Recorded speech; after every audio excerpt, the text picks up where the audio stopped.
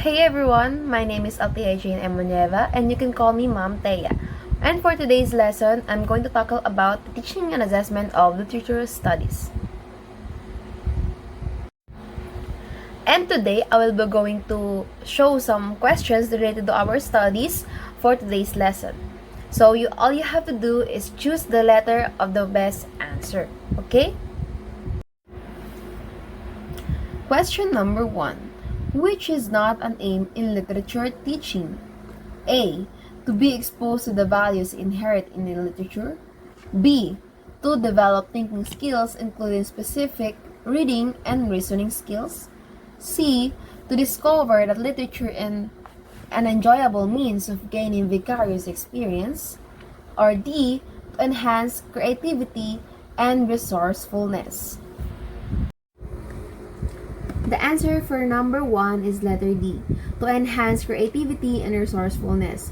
Why? Because the aim of a literature teaching is to develop students' literary skills, including comprehension, vocabulary, and critical thinking, while also fostering the appreciation for literature and also its role in understanding the world. Question number 2. Which is an oral exercise in literature reading? A. Sentence transformation. B. Reading comprehension. C. Identifying errors. Or D. Choral reading. The answer for number 2 is choral reading.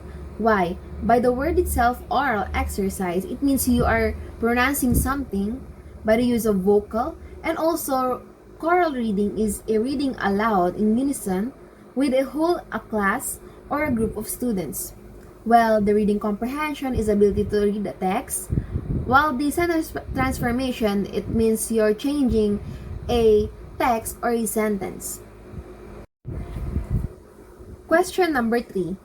It is a method in literature teaching applicable to poetry lesson. Letter A. Appreciation method.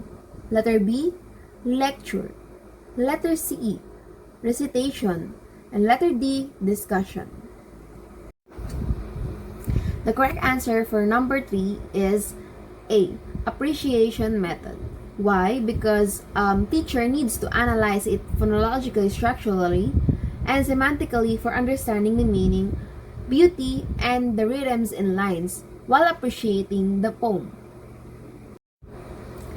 Question number 4. This is done to overcome linguistic difficulties before watching literature. A. Poetry interpretation. Letter B. Choral reading. Letter C. Creative writing. And letter D. Vocabulary drills. The answer for question number 4 is letter D. Vocabulary drills. Why? Because it helps students to learn on how to approach new words and also to become more comfortable with the language, freeing them to explore new words and their meanings. Question number 5. It is a type of text that concerns real-world events and time. Letter A, directive. Letter B, expository. Letter C, narrative. Letter D, descriptive. The answer is letter C. Why? Because narrative is a form of writing that tells a story and also can be essay, fairy tales, movies that tells the time and also the real life events. Okay, let's proceed with the question number 6. Which construction does not comprise an idiom? A. Common saying. B. Proverbs. C. Metaphor. Or D. Two-part allegorical saying. The correct answer is C. Metaphor. Why? Because a metaphor is a rhetorical device that makes a non-literal comparison between two unlike things, while the common saying states that within the context of idioms means a phrase or expression that is widely understood and used in a particular language or culture, but whose meaning is not literal. Why Proverbs? Proverbs and idioms are type of expression and using them together in a phrase, and then also not common or meaningful practice. Proverbs and idioms are both types of expression used to convey meaning, but they operate on different principles. Okay, let's proceed with question number 7. Which factor is vital in the process of modulation? A. Audience. B. Point of view. C. Translation. Or D. Source language system.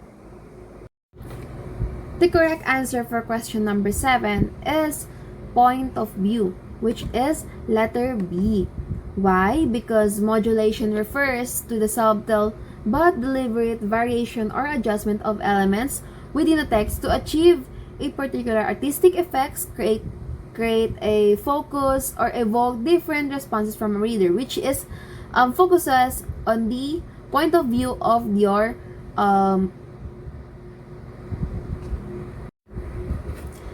as students move through narrative, stop at different points in the story, and have them write out optional predictions of what may happen next or how the story will end.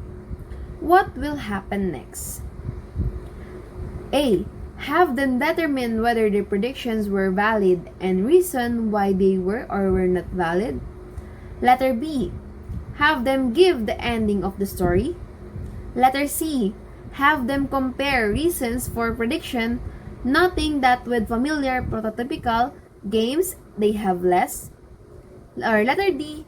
Have them cite reasons for their predictions from both the previous events in the story and from their own knowledge of storylines.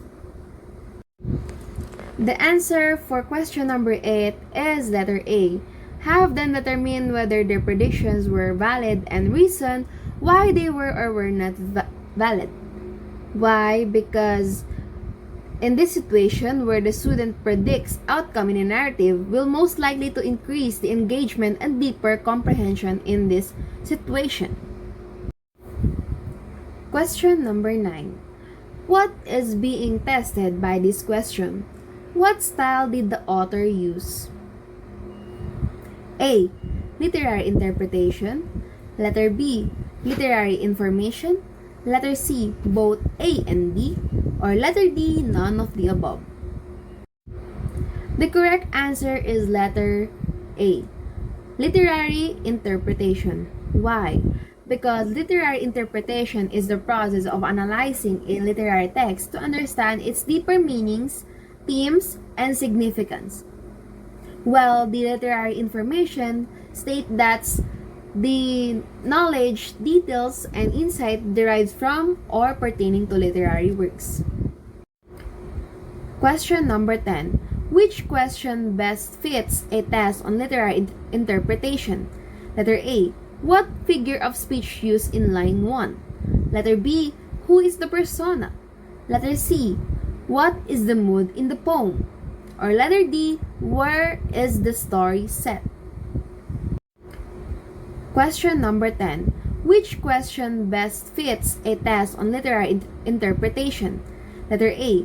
What figure of speech used in line 1? Letter B. Who is the persona? Letter C. What is the mood in the poem? Or letter D. Where is the story set? That's it for our today's lesson. I hope you've learned something to us. See ya to the next videos. Bye!